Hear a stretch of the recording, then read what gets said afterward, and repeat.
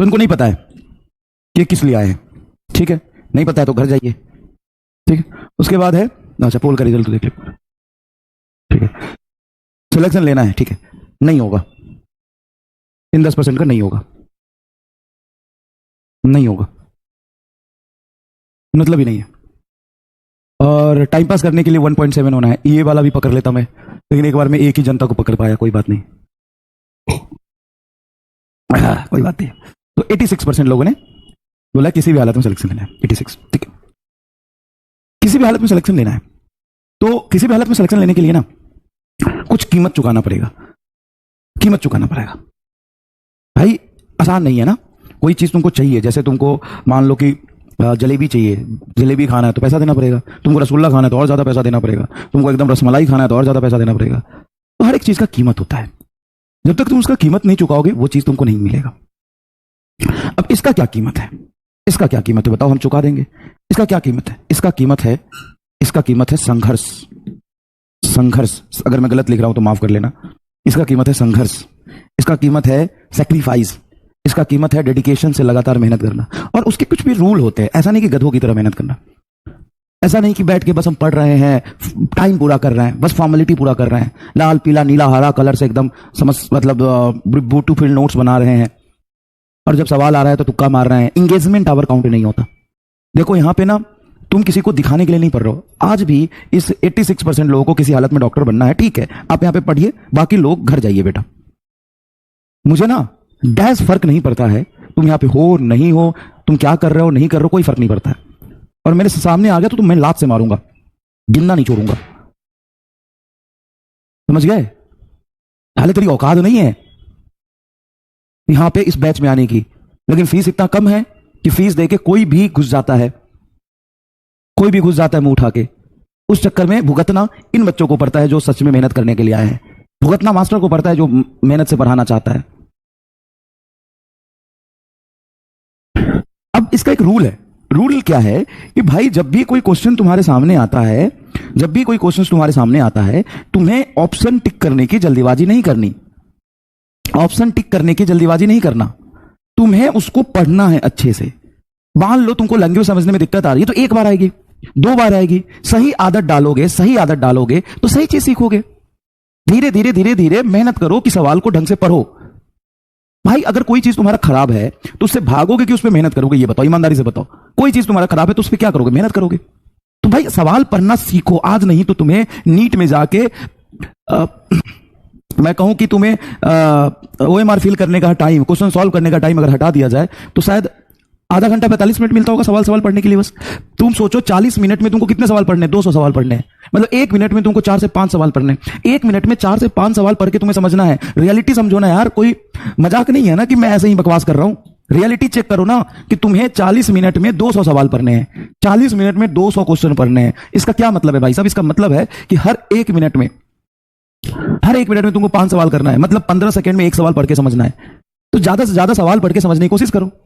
उसके बाद तुम्हें क्वेश्चन लैंग्वेज में दिक्कत आ रही है तो ज्यादा से ज्यादा सवाल पढ़ के अच्छे से पढ़ के समझने की कोशिश करो, भागो मत। कैलकुलेशन में दिक्कत आ रही है तो कैलकुलेशन करो, गुना भाग करो, जितना ज्यादा करोगे बचने से नहीं होगा। तीसरा, जब तुम कुछ पढ़ते हो तुमको लगता है इसको ऐसे भी कर सकते हैं, अब चलो डाउट पूछते हैं कि इसको ऐसे क्यों नहीं किया, तुम खुद करके देखो, वैसे करेंगे तो क्या आंसर आएगा, पूरा 100% उसको आराम से करके देखो कि क्या दिक्कत आ रही है। भागने से नहीं होगा, भागने से नहीं होगा। तुमको जिस स्टेप में दिक्कत आ रही है उसको रिपीटेटिवली करो।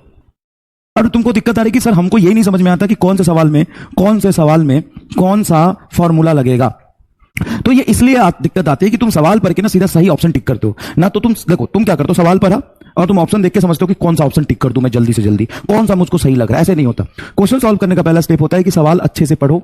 दूसरा स्टेप होता है सवाल पढ़ने के बाद ये देखो कि उसमें क्या पूछ रहा है और गिवन क्वांटिटी क्या है, उनके बीच में रिलेशन क्या होगा, मतलब फॉर्मूला क्या लगेगा।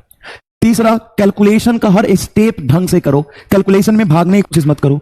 और आज हाथ रोक लोगे, आज बच जाओगे। नीट में बैठ के कैसे बचोगे, नीट में कोई चमत्कार तो नहीं हो जाएगा। अब मान लो सबसे ज्यादा दिक्कत तुमको इसमें होता है कि फॉर्मूला कौन सा लगेगा।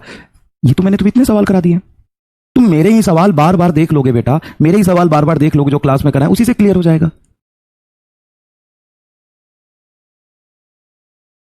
समझ गया।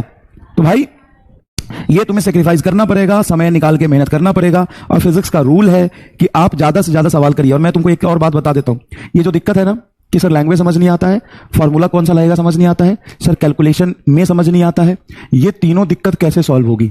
ये तीनों दिक्कत क्या तुम्हारे पास दिमाग हो तो सॉल्व हो जाएगा? नहीं, दिमाग तो तेरे पास है ही नहीं। तुम तो बायोलॉजी हो, तुम घनघोर बायो हो, तुम्हारे पास दिमाग है ही नहीं, उससे सॉल्व ही नहीं होगा। इसीलिए तो तुमको दिक्कत आ रही, क्योंकि बस तेरे पास दिमाग नहीं है। तो सर फिर कैसे सॉल्व होगा? ज्यादा से ज्यादा क्वेश्चन प्रैक्टिस करो और क्वेश्चन में इन्वॉल्व हो,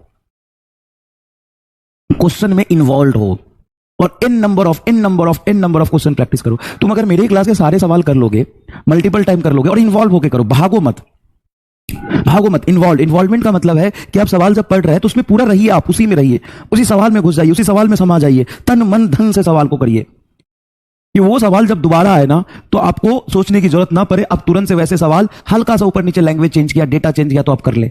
और इससे ज्यादा कुछ मिलेगा नहीं। मैं कह रहा हूं कि तुम मेरे नोट्स के सारे सवाल कर लोगे, वैसे ही सवाल तुमको एग्जाम में मिलेंगे, वैसे ही सवाल किसी प्रैक्टिस में मिलेंगे, वैसे ही सवाल किसी टेस्ट में मिलेंगे। तो आपको क्या करना है? आपको तन मन धन से, आपको पता है आपको ना कौन सा फॉर्मूला लगेगा ये समझ में नहीं आता। वो इसलिए नहीं आता कि सवाल में तुम भाग रहे हो, निकलने की कोशिश कर रहे हो, बचने की कोशिश कर रहे हो सवाल से। चला बता ना कौन सा किताब है, कौन सा टेस्ट में जिसमें मैंने सवाल ना करा हो और वो आ गया हो? हार्डली कुछ भी हो तो 2-4% सवाल ऐसा हो जाएगा, 90% सवाल वही रहेगा। वैसे तो मैं 100% की गारंटी करता हूं, लेकिन मान ले कोई ज्यादा ही दिमाग लगा सवाल बना दे कि मैं ऐसा बनाऊंगा। होता है AITS वगैरह जो पेपर बनाते हैं, सभी कोचिंग्स वो इसलिए बनाते हैं कि हम अपनी औकात दिखाएंगे, हम अपनी शक्ति प्रदर्शन करेंगे। तो उसमें 10-15% सवाल अलग से आ जाएगा, लेकिन उसमें भी 90% सवाल, 85% सवाल नोट से ही आएगा और वैसे ही सवाल आएगा। तो वैसा ही सवाल आएगा तो क्यों नहीं तुम्हें फॉर्मूला समझ में आ रहा? तो जो तू सवाल तू कर रहा है जिसमें तुम्हें ये नहीं समझ में आ रहा कि फॉर्मूला क्या लगेगा, और वो सवाल तू पहले किया हुआ है, शर्म कर। अब इससे ज्यादा मैं क्या बोलूं यार, इससे ज्यादा मैं क्या बोलूं? तुम्हें वो सवाल में फॉर्मूला नहीं समझ में आ रहा है। अब भाई मेरे इस सवाल में तुमको ये नहीं समझ में आता फॉर्मूला क्या लगेगा, ऐसे सवाल तो मैं 20 करा चुका हूं। तो किए हुए सवाल में तुमको नहीं समझ में आ रहा कि फॉर्मूला कौन सा लगेगा, तो क्या करोगे? क्या किया जाए तुम्हारे लिए? अब क्या किया जाए? कोई तरीका है? कोई गोली ला दूं, गोली खा के समझ में आ जाएगा? दिमागी हालत का इलाज करा, फिर दिमागी हालत खराब है तेरी। बेटा खुश रहना और सिलेक्शन लेने में बहुत फर्क है। खुश रहना और सिलेक्शन लेने में बहुत फर्क है। सिलेक्शन में निकलती है जान, सिलेक्शन में डैश की डैश हो जाती है। सिलेक्शन लेने में ना एरी चोटी का जोड़ लगाना पड़ता है। सिलेक्शन लेने में ना अपनी हालत, अपनी जिंदगी खराब करनी पड़ती है। सिलेक्शन लेने के लिए ना भूख प्यास मिटाना पड़ता है। सिलेक्शन लेने के लिए ना जितने तुम्हारे डिस्ट्रैक्शन है ना उसको भूलना पड़ता है। सिलेक्शन लेने के लिए ना घर वालों को भूलना पड़ता है। सिलेक्शन लेने के लिए ना एक सेकंड का यूज करना पड़ता है। सिलेक्शन लेने के लिए ना दुर्गा पूजा, दिवाली और ईद को भूलना पड़ता है। सिलेक्शन लेने के लिए ना 24 घंटे फिजिक्स, केमिस्ट्री, बायोलॉजी में इन्वॉल्व रहना पड़ता है। सिलेक्शन लेने के लिए ना तुमको मतलब हमेशा उसी चीज के बारे में सोचना है जो तुम्हें सिलेक्शन दिला सकता है। लगातार जब तक नीट का पेपर नहीं आ जाता, ऐसे सिलेक्शन नहीं होता है। सिर्फ क्लास अटेंड करने से सिलेक्शन नहीं होता। लाखों बच्चे क्लास में पढ़ते हैं, कम से कम नहीं भी तो बहुत सारे तुमने देखा होगा, ऐसा नहीं इतना कंपटीशन है। कंपटीशन तो 21 लाख में नहीं होता है, कंपटीशन 5 लाख में जरूर होता है। 5 लाख में कंपटीशन जरूर होता है। अब इस 5 लाख में तुमको टॉप 50,000 में आना है। 5 लाख में अगर टॉप, अच्छा 5 लाख जो बच्चे हैं ना वो सब क्लास कर रहे हैं, 5 लाख बच्चे वो सब कुछ पढ़ रहे हैं, सब कुछ अच्छे से कर रहे हैं। तो उस 5 लाख बच्चों में आने के लिए ना तुमको एड़ी चोटी का जोर लगाना पड़ेगा। अगर तुमको दर्द हो रहा है, दुख हो रहा है, चिंता हो रही है तो ये अच्छी बात है ना। वही दुख दर्द तुमको सिलेक्शन तक पहुंचाएगा। डॉक्टर बनने की नीट की तैयारी ना प्लेजर नहीं देता है। नीट की तैयारी ना तुमको हर समय खुश नहीं रखेगा। नीट की तैयारी दर्द देगा, पेन होगा, चिंता होगी, परेशान रहोगे। और ये सब जब हो ना तो समझो कि सही रास्ते पे चल रहे हो। रात में नींद नहीं आएगी तो अच्छी बात है ना। 6 महीने तक रात में नींद ना आए, डर सताए, मेहनत करोगे उसकी वजह से, लगातार संघर्ष करके मेहनत करके पढ़ाई करोगे तभी उस मंजिल तक पहुंचोगे। यहां पे फॉर्मेलिटी पूरा करने से नहीं पहुंचोगे। काम बहुत बड़ा है तो दुख दर्द होगा ना भाई, आसान काम नहीं है ना। लोल कहीं के सवाल आया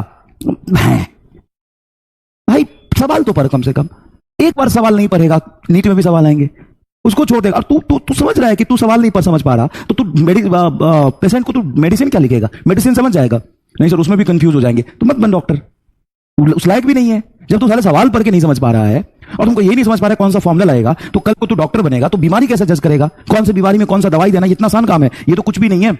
ये जो तू पढ़ रहा है तो कुछ भी नहीं है। मेडिकल कॉलेज में जाएगा, इतनी मोटी मोटी किताबें पढ़नी पड़ेगी, वहां पे कंफ्यूजन, वहां पे जब कंफ्यूजन होगा तो ये कुछ नहीं है। ये तो बेसिक, ये सब क्यों है? इतना बेसिक IQ टेस्ट है, नॉलेज टेस्ट नहीं है। कि तुम कितने अच्छे से फेस केमिस्ट्री बायोलॉजी समझ पाते हो, क्योंकि कल जाके तुम्हें हजारों मेडिसिन का नाम याद रखना पड़ेगा। उसमें क्या करोगे? हजारों मेडिसिन का, लाखों मेडिसिन का, बीमारी अलग अलग, पता नहीं सिम्टम्स, उस सिम्टम्स के अकॉर्डिंग पता नहीं हजारों लाखों केमिकल का कॉम्बिनेशन तू कर पाएगा? साला तू तो मार देगा आदमी को। मत पर, मत पर, समझ गया? मत पर, तू छोड़ दे।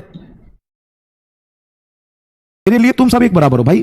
अब मुझे भी पता है, एक बात बताओ, मुझे भी पता है कि सिलेक्शन तुम में से 5% का ही होना है, लेकिन मैं उस लास्ट के 20% के लिए क्यों चिल्ला रहा हूं?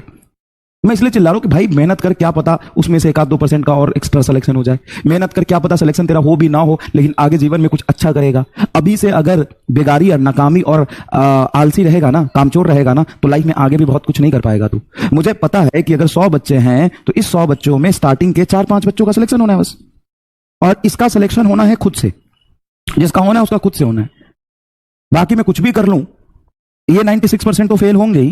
कंपटीशन है, ये 12 का पेपर नहीं है, ये फेल होंगे, इनका सिलेक्शन नहीं होगा।